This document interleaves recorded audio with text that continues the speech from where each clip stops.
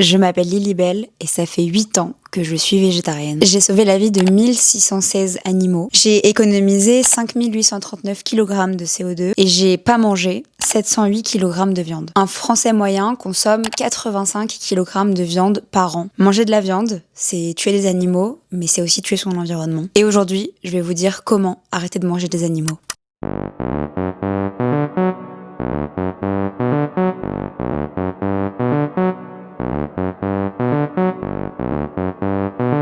Je pense que avant de parler de quoi que ce soit vis-à-vis du végétarianisme dans la société en 2026, il est important que je parle de mon parcours personnel, de comment je suis devenue végétarienne, qui est une des questions qu'on me pose le plus souvent. C'est une vidéo que je veux faire depuis des années et que j'arrive pas à faire parce que c'est une vidéo qui est super difficile de par son écriture. Donc j'ai bien préparer mes notes, c'est pour ça que des fois je vais regarder sur mon iPad pour être sûre de pas louper quelque chose parce que c'est un sujet qui me tient très à cœur et je pense que c'est important que je sois rigoureuse dans ce que je vais vous dire. Première partie, le cheminement personnel du déclic à l'engagement. À 12 ans, j'ai vu un des films les plus traumatisants de toute ma vie. On venait d'avoir Netflix, c'était vraiment la nouvelle adhésion de la famille. Un soir, ma mère nous dit on va regarder un nouveau film Netflix qui est sorti, qui apparemment est vraiment super génial, qui s'appelle Okja et qui est une fable écologique. J'ai tellement pleuré devant ce film que j'ai décidé que je ne mangerais plus jamais de viande. J'avais donc 12 ans, c'était l'été avant mes 13 ans et ça m'a traumatisée. Ce film m'a traumatisée. Je suis très sensible comme personne et je suis une personne aussi qui est très engagée dans ses convictions. Dès le plus jeune âge, j'ai été comme ça, donc le fait de voir quelque chose comme ça qui m'a traumatisée, j'ai dit à ma mère, je ne mangerai plus jamais de viande. Et mes parents m'ont dit un peu, oh là là, voilà, ça lui passera, elle est très triste parce qu'elle a vu un film très triste, mais ça passera. Ce n'est pas passé. Voilà, c'était ma sensibilité qui a été motrice du changement dans mon alimentation et qui a été à l'origine de mon végétarianisme. Donc j'ai subitement arrêté de manger de la viande sans vraiment faire attention entre guillemets à ce que ça impliquait. Je savais que je voulais plus manger d'animaux, et surtout tout ce qui était les animaux en abattoir parce que c'est vraiment le sujet du film. Je vous conseille vraiment de le regarder. Des fois je pense qu'il faudrait que je le revoie, mais ça ne changera rien à mon végétarianisme, juste pour voir un peu. Peut-être qu'avec des yeux de grande fille, maintenant que j'ai 21 ans, ça me choquera moins. Mon anniversaire c'est le 24 septembre, donc c'est juste après l'été, et je me rappelle avoir dit à ma mère, pour mon anniversaire, on fait chaque année un dîner avec toute ma famille, je veux que mon dernier repas ce soit un poulet rôti. J'aimais trop le poulet rôti et je lui avais dit tu me fais un dernier poulet rôti et après j'arrête de manger de la viande. Et donc le 24 septembre de mes 13 ans, j'ai arrêté de manger de la viande le soir même. C'était mon dernier poulet de toute ma vie. Un peu rigolo dit comme ça, c'est très solennel, mais attention, j'ai arrêté de manger de la viande mais j'ai continué à manger du poisson. Je suis devenue pesco-végétarienne. Je crois qu'on peut aussi dire pescétarianisme, je ne sais pas. Bref, pesco-végétarienne, je mangeais pas de viande mais je mangeais des poissons. C'est un peu venu naturellement parce que juste les gens au restaurant ou dans les magasins, quand je disais que j'étais végétarienne, me disaient ok végétarienne, je vous donne l'alternative avec du poisson. Et en fait ça a pas cliqué rapidement que non, je voulais pas manger de poisson non plus. Mais j'ai continué, surtout que j'étais jeune, qu'il fallait quand même que je me développe, etc. Donc c'est pas non plus une mauvaise idée de ma part d'avoir continué le poisson. Ça a aussi facilité la transition pour moi. Au début, faut savoir que j'ai été très moquée par des membres de ma famille, par mon entourage de manière générale, parce que ils comprenaient pas trop qu'une personne de 13 ans puisse décider qu'elle veut devenir végétarienne. Dans ma famille, je me rappelle qu'on se moquait beaucoup de moi, pas mes parents, mais plutôt mes oncles, mes cousins particulièrement se moquaient de moi. Ils disaient que j'étais une extrémiste parce que je décidais d'arrêter de manger de la viande, c'était trop bizarre, etc. J'allais arrêter d'avoir une croissance, etc. Personne comprenait vraiment ce que je faisais et il y avait aussi pas mal de personnes qui s'inquiétaient pour moi, qui me disaient que c'était pas un régime alimentaire sain et qu'une enfant devait manger de la viande. Mon père a oublié pendant plusieurs années que j'étais végétarienne. Ça a pris du temps à cliquer dans son cerveau que je ne mangerais plus de viande et donc il y arrivait encore des moments où il achetait quelque chose, il y avait de la viande à l'intérieur ou qu'il me proposait quelque chose avec de la viande à l'intérieur et je lui dis non, et il était ah oui c'est vrai, genre ce genre de choses là. J'étais très peu comprise dans mon entourage. Je me rappelle par contre que j'avais des professeurs qui trouvaient ça très admirable. Au collège, j'avais dit à des profs un jour à la cantine que j'étais végétarienne et ils étaient vraiment genre waouh mais c'est génial, c'est trop bien. Et moi vu que j'ai un problème avec la validation académique, le fait qu'il y ait des profs qui me disent que c'était génial, je l'ai pris hyper à cœur.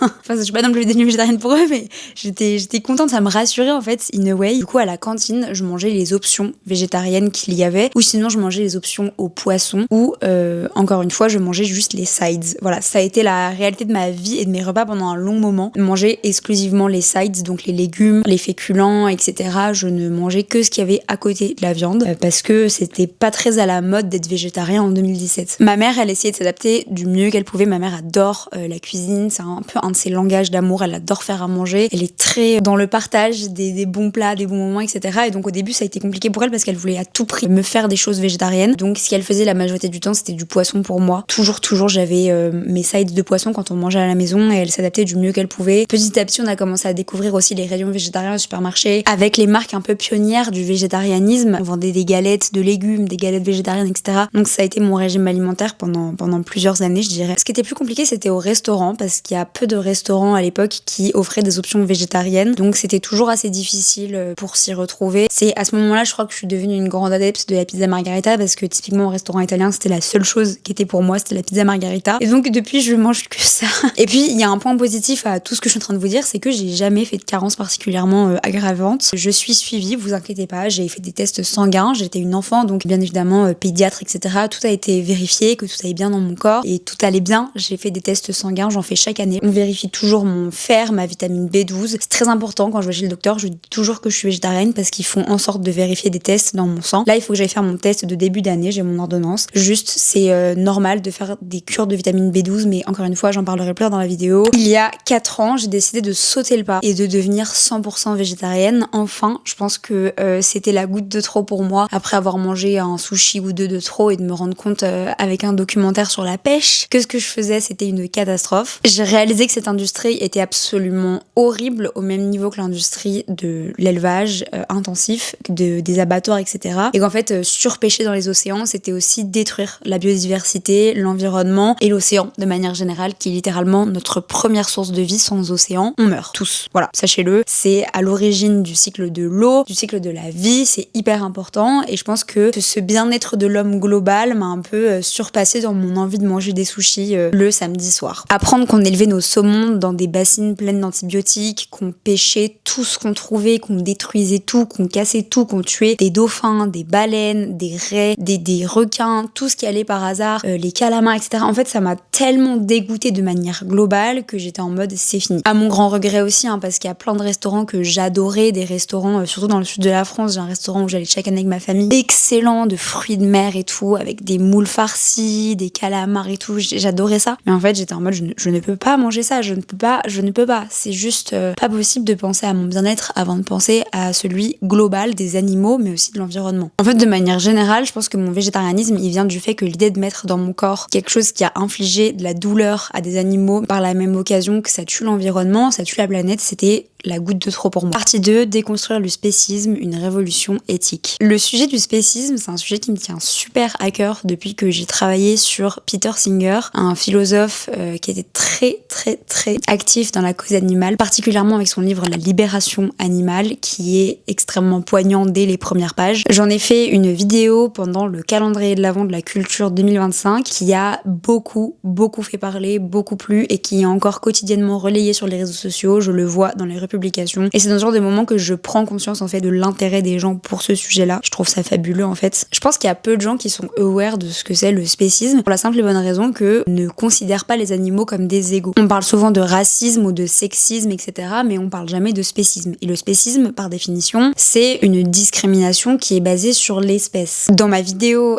sur le calendrier de l'Avent, j'ai commencé en disant manger du chien, c'est pas ok, mais manger du veau, des vaches, des lapins ou des canards, c'est complètement ok. Avec cette phrase un peu choc, j'essayais de faire déconstruire les mentalités à propos de la relation vis-à-vis de l'espèce. La relation des êtres humains avec les animaux, elle est basée sur une relation de domination. On domine tous les animaux du monde parce que on a été peut-être plus intelligent, qu'on s'est développé plus vite, qu'on communique entre nous, qu'on est bien plus puissant et qu'on arrive à les dominer bien plus facilement. Et plein de Français participent au spécisme, enfin je parle de Français mais les humains du monde entier, mais sans s'en rendre compte. Pourquoi ça paraît aussi logique de manger un veau et de ne pas le caresser et par contre de caresser un chat et de pas le manger alors que c'est des animaux, c'est tous les deux des animaux à 4 pattes, c'est tous les deux des animaux qui ne parlent pas l'humain. Ça c'est parce qu'on a appris à considérer ça certains animaux comme des compagnons et d'autres comme une unique forme de nourriture. Et cette hiérarchie, elle est absolument pas justifiée, elle est basée sur une forme de discrimination qui au final prend ses racines il y a de très nombreuses années. Qu'est-ce qui justifie le fait que tu vas manger tel ou tel animal, sachant qu'ils ressentent également la douleur, la peur, qu'ils ont des besoins, que plein d'animaux qu'on mange sont aussi des mammifères et donc ils sont comme nous, qu'ils ont besoin d'avoir leurs petits, qu'ils ont besoin d'élever leurs enfants. Il y a plein de choses qui font pas sens dans tout ça. Je parlais de la France parce qu'en France, on a quand même une relation particulière à l'animal, que ce soit la viande, le fromage. On a vraiment quelque chose de très chauvin vis-à-vis de la culture culinaire française. On mange vraiment des sacrées dingueries, des abats, du cerveau, de la langue. Ça me donne envie de vomir. Mais derrière tout ça, il y a une réalité hyper brutale. La viande que les gens consomment, ils ne se demandent absolument pas d'où elle vient, qu'est-ce qu'elle a été, comment elle a été élevée, qu'est-ce qu'elle a ingéré, qu'est-ce qu'elle a subi. Les gens s'arrêtent juste à ce qui se trouve dans leur assiette. On vit dans un monde où se nourrir d'animaux qui ont été maltraités et élevés dans des cages, c'est devenu la norme. Et ça, malheureusement, on le doit uniquement à l'industrie agroalimentaire qui veut juste faire du bénéfice, qui crée de la demande et qui nourrit, surnourrit, surnourrit avec de la viande de très mauvaise qualité et des animaux élevés dans des cages minuscules sans jamais voir la lumière du jour. Bourrés d'antibiotiques et nourris avec de la nourriture de très très mauvaise qualité. Tout ça, vous le mettez dans votre corps, vous le mangez. Et ça, c'est parce qu'il y a un processus de déshumanisation de l'animal. On le transforme, on fait en sorte que ce soit un rien. On l'emballe dans un sachet en plastique et on le place par centaines de milliers dans des rayons pour que le consommateur ne voit juste des sachets en plastique avec de la viande rouge à l'intérieur sans se demander ce que c'est, d'où ça vient, qu'est-ce qui l'a nourri, etc., etc. Pratiquement tous les produits animaliers dans la société viennent d'animaux qu'on exploite. Au-delà de ça, on participe à un système extrêmement ethnocentrique qui, en plus de déshumaniser les animaux, crée une échelle au sein même des animaux et discrimine la façon de consommer des animaux au sein même des êtres humains. On va trouver ça normal de manger de la vache, par contre on va trouver ça choquant que les Coréens mangent du chien ou que les Finlandais mangent du renne parce que nous on le fait pas. Ça, c'est de l'ethnocentrisme. On est basé sur ce que nous on fait et donc on considère que ce qu'on fait nous c'est bien versus ce qu'ils font les autres c'est pas bien. Pourquoi par exemple on est contre la chasse à la baleine à ce point, par contre on ne regarde pas ce qui se passe dans nos abattoirs vraiment à quelques kilomètres de chez nous et on ferme les yeux là-dessus. C'est ça la question la plus folle, c'est que pourquoi quand tu vois un requin se faire découper l'aileron t'es choqué, par contre quand tu vois une vache se faire traîner par les pieds et découper la tête pendant qu'elle est en train de hurler au supplice, tu fermes les yeux là-dessus. On peut parler aussi du système capitaliste derrière tout ça parce que tout nous retourne à ça, mais manger des animaux c'est enrichir des lobbies. Les lobbies agroalimentaires derrière la viande qu'on mange sont hyper forts, que ce soit dans la publicité, dans le marketing du goût, de l'odorat, dans le marketing de la texture. Ça c'est un truc que j'ai appris il y a pas longtemps, il y a des gens qui sont payés pour la texture que va avoir le croustillant de votre poisson pané, pour l'odeur que va avoir votre cordon bleu. On fait des publicités avec des vaches qui courent dans des champs, la publicité des Gaulois qu'on connaît tous par cœur, avec les poulets qui font le French cancan et qui sont au moulin rouge, alors qu'en réalité c'est juste des animaux enfermés dans des cages qui meurent et on fait genre limite du greenwashing sur l'animal en fait et sur sa condition de vie, ce qui est complètement fou. Et moi je suis persuadée que les chicken nuggets que vous mangez chez McDo, qui sont des petits poussins élevés dans des mini cages et broyés vivants pour vous nourrir, sont sûrement de moins bonne qualité que le chien qui est mangé en Chine et élevé en plein air. Faut toujours penser au fait que l'alimentation c'est politique et le poids des traditions invisibilise beaucoup trop la réalité de ce qui se passe dans nos assiettes. Pourquoi chaque année à Noël, le foie gras est encore autant consommé alors qu'on sait qu'une noix est gavée vivante pour vous donner votre petit pâté foie gras là sur votre pain? Comment c'est possible de autant se cacher les yeux? J'entends tellement dire autour de moi, ah oui non mais c'est horrible mais j'aime trop ça. Et moi ça me choque. Il faut refuser de faire l'aveugle face à la manière dont les animaux sont traités pour nous nourrir, parce qu'il faut se rappeler que les animaux sont des êtres sentients et qu'ils ressentent également des choses. Je vais finir par parler de quelque chose qui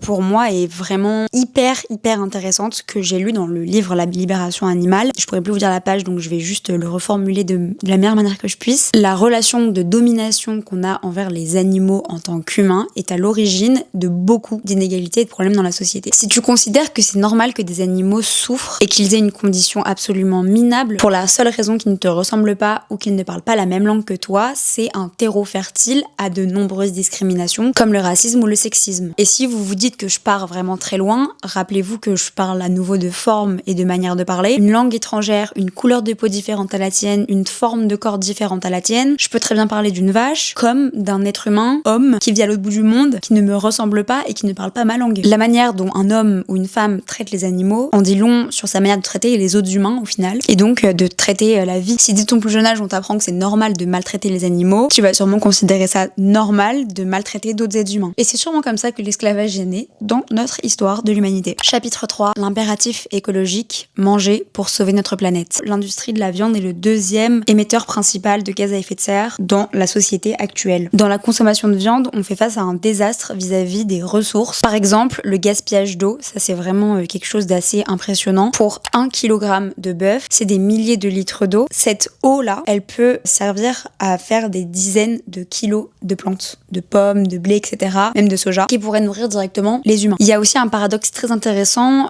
qui va peut-être aussi permettre de débunker tous les gens qui me disent que le soja qu'on pousse actuellement, il détruit l'environnement, en parlant probablement de la déforestation de l'Amazonie pour la pousse du soja. By the way, le soja qui pousse en Amazonie, il est fait pour nourrir vos animaux. Et donc le paradoxe ici, c'est la déforestation de terres ancestrales, de terres qui sont littéralement nécessaires à la survie de l'humanité, parce que c'est des puits de carbone très très importants, pour nourrir l'animal qui va te nourrir après.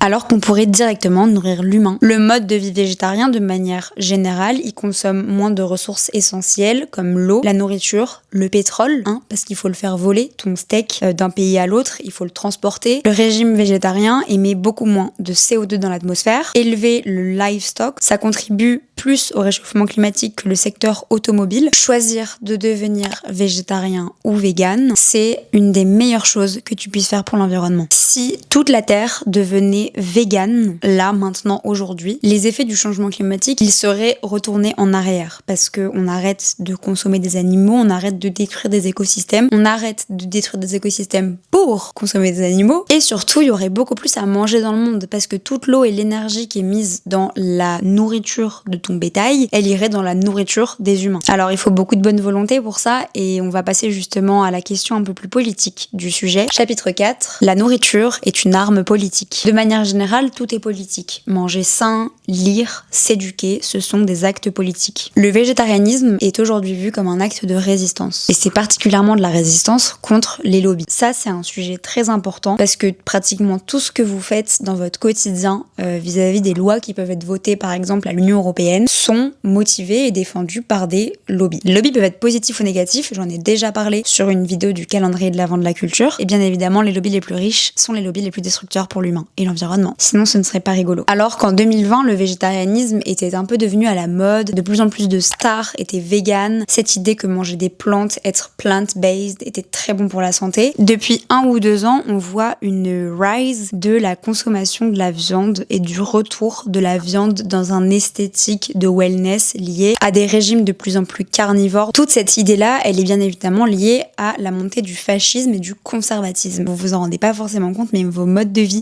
au quotidien, day to day, sont bien évidemment liés à ce retour du conservatisme dans la société. La montée du conservatisme dans la société, elle est à l'origine de beaucoup de changements dans les mentalités. Par exemple, on peut parler de la fenêtre d'Overton qui se décale un peu trop au point où c'est devenu une baie vitrée à l'heure actuelle. L'idée que les choses qui sont ok à dire sont de plus en plus larges et qu'on peut se permettre à la télé d'être le fils par exemple de Beat et Serge Klarsfeld et de dire qu'il faudrait organiser des grandes rafles. À se demander si on n'est pas chez les fous au final. Cette montée du conservatisme, elle a commencé à essayer de ringardiser le fait d'être végétarien, de traiter tous les végis et les véganes de woke, à dire qu'ils étaient en guerre contre le wokisme et que le wokisme était lié au soja. Alors, je vais pas parler des masculinistes parce que c'est pas le sujet de la vidéo, mais je vais quand même en parler parce que des personnes comme La Menace qui passent leur temps à parler de homme soja, c'est à l'origine de plein de gens qui sont persuadés qu'être végétarien, c'est être faible. Et je suis désolée de dire ça de manière aussi crue, mais pour moi, les gens qui sont adeptes de ce genre de théorie et qui les véhiculent montrent une seule chose vis-à-vis de ce qu'ils disent, c'est qu'ils manquent cruellement d'éducation et qui sont pas très fut-fut, si je peux le dire le plus poliment possible. Et remettons en question 2 minutes, parce que why the hell do you care so much about what I put in my body? Il y a un lien d'âme entre la masculinité toxique et la consommation de viande. Ça, c'est sûrement lié au cliché de l'homme chasseur préhistorique. Ils se retrouvent un peu dans leurs ancêtres. À l'inverse, on colle l'étiquette de la féminité au végétarianisme parce qu'on estime que c'est dans la nature de la femme de faire attention à son prochain, que ce serait est naturel pour une femme d'être une mère au final, d'être comme ça, avec la planète, avec les animaux. Ça, c'est des constructions sociales, hein. Il n'y a rien de naturel là-dedans. Construction sociale du genre, construction sociale de comment tu considères la féminité et la femme. Il faut arrêter de croire que manger de la viande est égal à être en bonne santé. On a une étude de l'ANSES qui nous dit que être végétarien amène à de très nombreux bénéfices. Moins de risques de développer un diabète, de développer le cancer de l'estomac, de la prostate, du sang, d'avoir des maladies cardiovasculaires, moins de maladies gastro-intestinales. Pour les femmes, moins de chances d'être infertiles. Et les impacts négatifs, c'est juste quelques carences en fer, en vitamine B12, en vitamine D, pour lesquelles on peut trouver des alternatives avec des petites cures de vitamines tous les ans. Donc voilà, tu peux facilement contrer les points négatifs du végétarianisme qui sont les carences. Par contre, tous les points liés à la maladie, au cancer, tu ne pourras pas les contrer avec des petites gélules aux vitamines B12. Par rapport aux compléments alimentaires, ce que je vous conseille de faire, c'est d'aller voir un médecin une fois par an, demander un test sanguin complet et demander du coup avec les résultats à avoir des cures de compléments alimentaires. Sachez qu'être végétarien, c'est être en meilleure santé que toutes les personnes qui mangent des viandes ultra transformées que tu trouves en supermarché. Être végétarien, c'est moins donner d'argent à l'industrie pharmaceutique parce qu'être végétarien, c'est moins tomber malade. J'avais vu un article qui était passé, mais alors j'ai absolument plus la source, qui expliquait qu'il y a pas mal d'industries pharmaceutiques qui étaient liées aux industries agroalimentaires. C'est très pratique. Il y en a un qui crée le problème et l'autre qui crée la solution et ils sont comme ça et ils font tous les deux plein d'argent. Donc c'est super pratique. On peut prendre l'exemple de l'obésité aux États-Unis et de problèmes de santé liés au diabète, etc. Parce qu'en fait aux États-Unis, il n'y a pas de healthcare qui est possible pour tout le monde comme nous avec la sécurité sociale. Et il y a des fast-food à tous les coins de rue. Aux États-Unis, ça coûte moins cher d'acheter des sodas ou du coca que d'acheter de l'eau. Quel degré de brainwash il faut pour faire croire à l'être humain que manger un burger frites de chez McDo tous les jours, c'est plus normal que de manger des fruits et des légumes bio que t'achètes au marché le dimanche matin. Ça devrait pas être vu comme un luxe de consommer des choses bonnes pour la santé. Et donc vous vous rendez bien compte que si le coca coûte aussi peu cher, c'est parce que l'argent se fait sur votre dos. Si quelque chose est pas cher, ça veut dire que vous êtes le produit. Ça peut être lié aux data.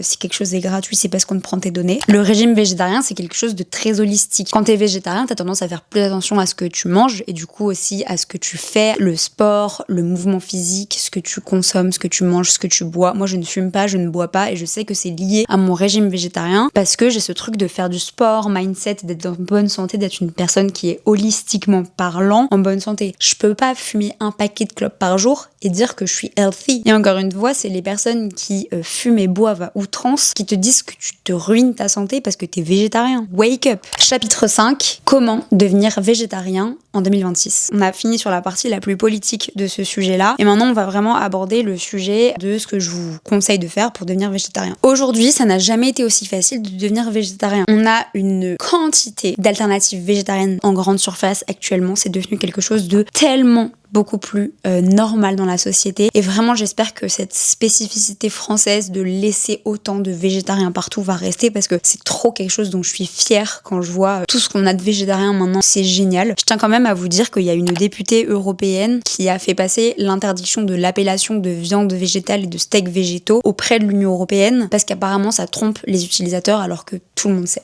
qu'un steak végétal, tu t'attends pas à avoir du bœuf à l'intérieur et cette femme-là, elle était lobby agroalimentaire. Donc en fait, il faut un petit peu se rendre compte de qui fait quoi dans la société, de qui dit quoi. Pour les personnes qui veulent du simili-carné, donc vraiment des choses qui ressemblent énormément à la viande, je vous conseille plusieurs marques. On a Beyond Meat qui fait des steaks et des saucisses végétariennes que à titre personnel je trouve absolument génial pour les burgers. Moi je le fais goûter à tout le monde à chaque fois et tout le monde est bluffé. La Vie, ça je suis sûre que vous connaissez, ils ont une campagne d'affichage dans les métros qui est hyper intense mais qui est absolument géniale, tout est rose. Ils font de plus en plus de produits qui permettent de vraiment remplacer la viande à 100% et je trouve ça génial. Ils font des sandwichs triangles végétariens, c'est génial, j'avais jamais pensé à ce genre de choses mais c'est excellent. Ils font toutes sortes de boulettes, d'allumettes, comment on dit, le truc comme ça qui fait cette taille-là. Bon, végétarien. Ils font du jambon, ils font du saucisson maintenant. Enfin, ils font plein de choses qui permettent vraiment d'arrêter la viande. Et on a une marque que j'affectionne tout particulièrement, Apivore. Je suis fan de cette marque. J'ai découvert cette marque grâce aux nuggets qui ont littéralement révolutionné ma vie et révolutionné la vie de tous mes amis, de tout mon entourage, de toute ma famille. Les nuggets d'animaux ont été bannis de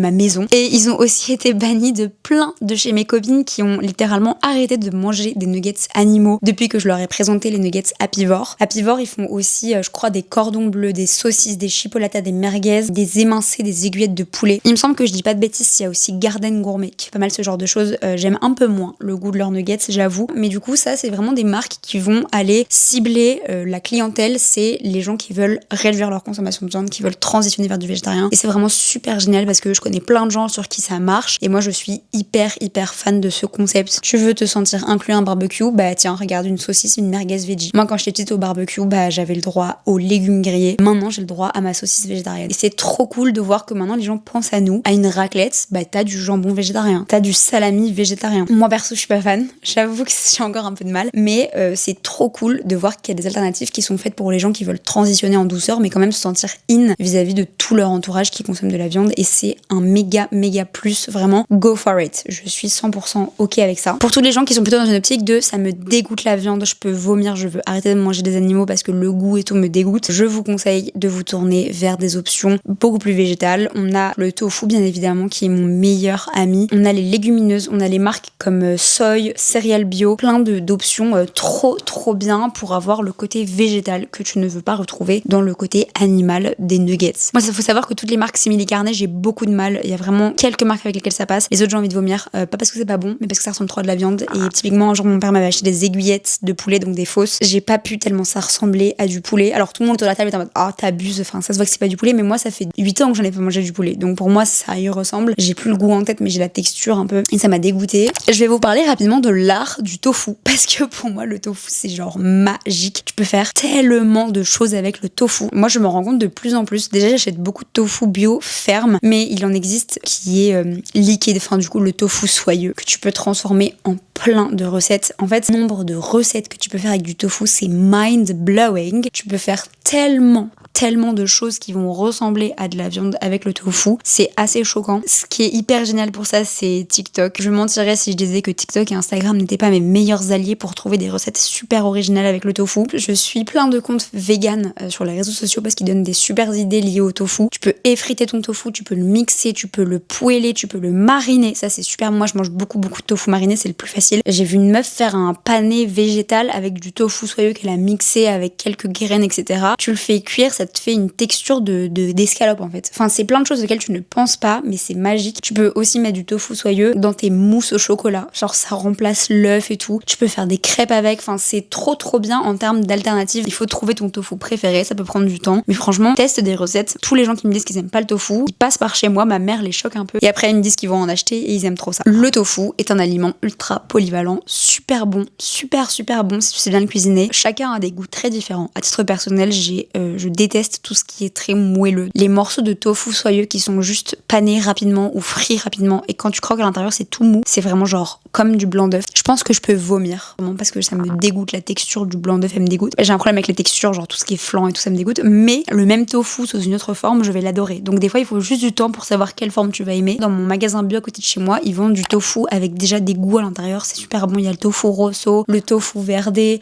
le tofu fumé. Ça c'est des alternatives trop pratiques parce que tu peux les manger sans les cuisiner. Juste tu les ouvres, hop, tu manges. T'as pas besoin de les faire frire, de les faire cuire, de les cuisiner. C'est vraiment une alternative très accessible. Bon, ma caméra est en train de perdre sa batterie, donc je vais terminer rapidement. Je vais vous donner quelques conseils pour une transition plus ou moins douce vers le végétarianisme si vous avez l'impression que c'est ce qui vous manque dans votre quotidien. En tant que végétarienne, je pense qu'il est important de déculpabiliser le végétarianisme et d'arrêter de fouiller dans l'assiette des gens. Tout simplement, d'arrêter de croire qu'il faut être un végétarien parfait. Qu'est-ce que j'entends dans le végétarien parfait? Il y a beaucoup de gens qui considèrent que pour être vegan ou végétarien, il faut être à 100% vegan et végétarien pendant une telle période de temps et qui du coup au bout d'un moment craquent parce qu'ils sont en mode bon bah voilà, j'ai été 100% vegan pendant 5 ans et finalement j'avais envie de remanger des œufs donc voilà, c'est fini, je ne suis plus vegan, je ne suis plus végétarien. What the fuck? Je trouve ça absolument stupide. En fait, pourquoi il faut penser que végétarien ou vegan, il faut être à 100%? Pourquoi ne pas accepter le fait qu'au-delà du 100%, 0%, on puisse l'être à 90%, on peut être à 80% même. Par exemple, moi, j'aimerais bien être vegan du mieux que je peux, mais j'aime trop le fromage et je consomme des œufs. Il y a souvent des œufs dans les plats que je mange et je suis ok avec manger des œufs, ça ne me choque pas vu que c'est pas un animal que je mange, mais ça ne m'empêche pas de considérer que je ne veux pas manger de lait de vache et que je ne veux pas manger de viande. C'est important de savoir que tu peux ne pas être parfait. Tu peux manger du beurre, mais refuser de manger du lait. Déjà, de 1, ça fait mal au ventre. De 2, les humains ne sont pas faits pour manger du lait de vache. Le lait de vache, c'est fait pour les veaux. Tu n'es pas un veau. Tu un humain. Voilà, tu es fait pour manger le lait des seins de ta mère et après tu es fait pour ne pas boire de lait de vache. Et puis alors la pompon sur la Garonne, c'est que pour faire du lait de vache, on maltraite des animaux. Pour qu'il y ait une production de lait, bien évidemment, il faut qu'il y ait un bébé qui y naisse parce que sinon le lait ne monte pas. Et donc on fait en sorte qu'il y ait des bébés qui lui donnent envie à la mère de les allaiter pour qu'elle fasse une poussée de lait et qu'au moment de la poussée de lait, on leur prenne tout le lait. Voilà, le processus, je trouve qu'il est horrible. Les grandes multinationales du lait, ça me débecte. On sait que c'est vraiment des horreurs. On n'est pas sur des petits producteurs locaux. Ça aussi, c'est important de savoir faire la différence entre manger de la viande d'un petit producteur local, manger des fromages d'un petit producteur local, versus manger de la viande Charal, de la viande Le Gaulois et boire du lait de méga industrie alimentaire super mauvaise aussi. Enfin, vraiment, il faut savoir faire la différence de ça. Pour moi, ça fait partie de la règle du 90-10. Tu peux être un végétarien imparfait et si tu me dis là que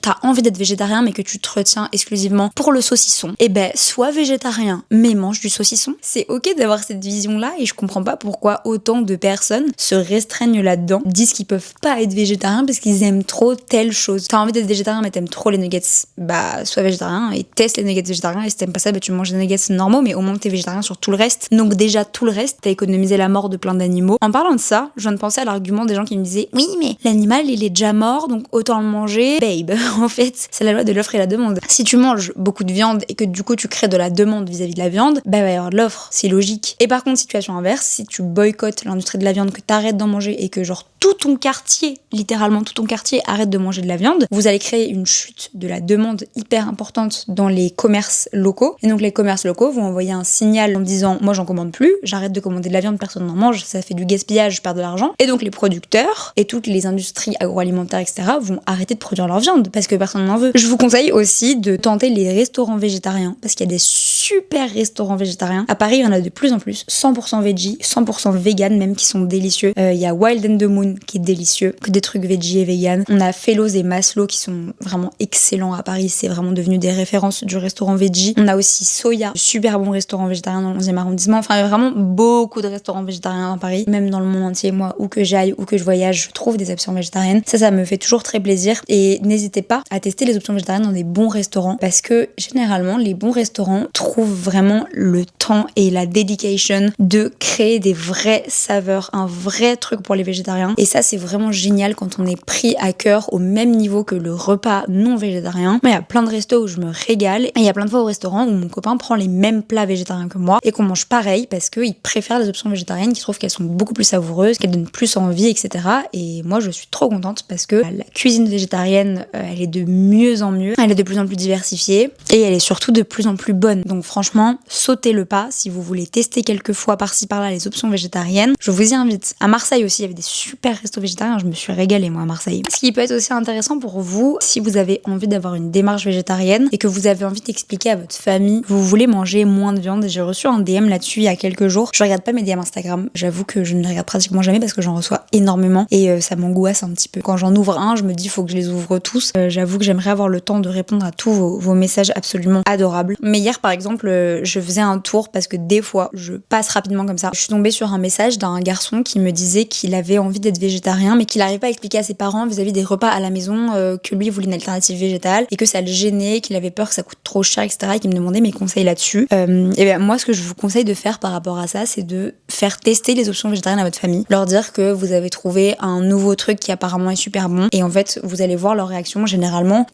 ils aiment bien et ça c'est vraiment une belle petite victoire du quotidien de j'arrive à faire en sorte que des copines de mon entourage, que ma famille réduisent sa consommation de viande. Moi ma petite sœur elle défonce tous les happivores qu'il y a dans la maison, elle les mange tous, j'en ai jamais parce qu'elle a tout mangé avant. Maintenant ma sœur, mes parents, même mon copain adorent le tofu, etc. parce que ils ont appris à l'apprécier et aussi à découvrir toutes ces variétés qui sont super bonnes. Ok, je pense, il me semble, que j'ai traité tous les sujets dont je voulais traiter vis-à-vis du végétarianisme. J'ai fait exprès d'omettre un sujet en particulier, celui des arguments à avoir vis-à-vis des gens qui te disent tu vas mourir, tu vas avoir une carence, tes enfants vont mourir s'ils mangent pas de viande, bla bla bla bla bla bla bla. J'avoue que j'ai pas une réponse miracle à vous donner pour ce genre de commentaires. Il y a plein de réponses hyper bien préparées sur TikTok. Je sais qu'il y a des gens qui font leur métier de trouver littéralement des tacles à répondre à tous ces gens-là. Moi, je pense que ça me passe au-dessus. Mais il y a vraiment des gens que ça affecte ce genre de commentaires. Au début, ça m'affectait aussi et j'entrais dans des débats monstrueux. Maintenant, j'entre plus dans des débats. Je donne mes faits. Ils veulent pas m'écouter.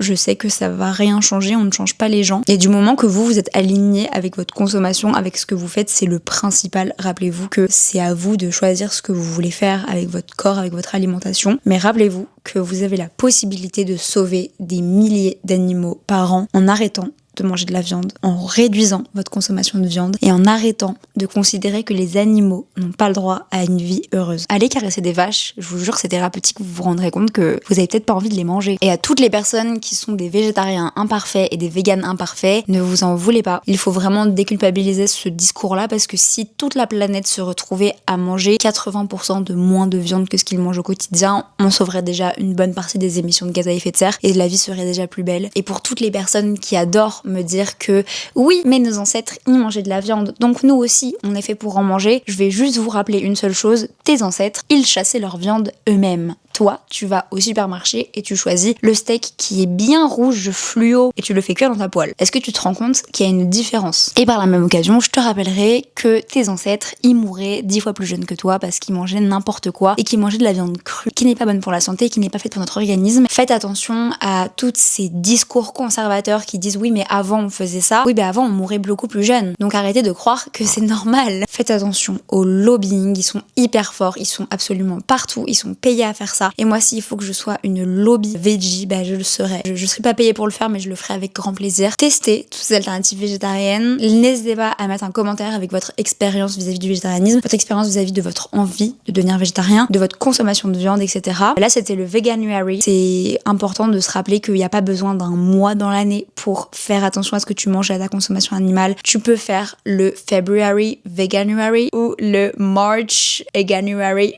Tu peux arrêter de manger de la viande comme moi, un 24 septembre, randomly. Tu n'as pas besoin d'être le 1er janvier pour faire attention à ta consommation. Et c'est ok de tester le fromage végétal et de pas aimer. Parce que moi, j'ai testé, j'ai pas aimé. Peut-être que dans 2 ans, ils vont reformuler du fromage végétal et ce sera délicieux. L'avancée, la science, c'est très bien aussi. Et by the way, pour toutes les personnes qui vont me dire que les simili-carnés sont bourrés d'additifs et sont mauvaises pour la santé, bah c'est peut-être que vous mangez pas les bonnes marques. Parce que, à titre personnel, quand je regarde derrière les paquets de Lavi ou de Happyvore, je ne trouve rien de très très choquant. Mais protéines simili-carnées n'est pas égale destruction de la planète, n'est pas égale manger n'importe quoi, n'est pas égale ultra transformé. Je pense que l'alimentation de manière générale est un sujet tellement politique et tellement polémique que je ne sais pas vers où cette vidéo va nous mener, mais je suis très contente de l'avoir faite. En tout cas, je suis très heureuse d'avoir parlé de tout ça. N'hésitez pas, si vous avez des questions, à me les poser en commentaire, à aller me suivre sur les réseaux sociaux et n'hésitez pas à vous abonner à ma chaîne YouTube. Sur ce, je vais aller profiter de ma vie et de mon régime végétarien qui ne m'empêche pas de manger ce que je veux, d'être très heureuse dans la vie. J'espère que cette vidéo vous aura plu. Cœur bisous love.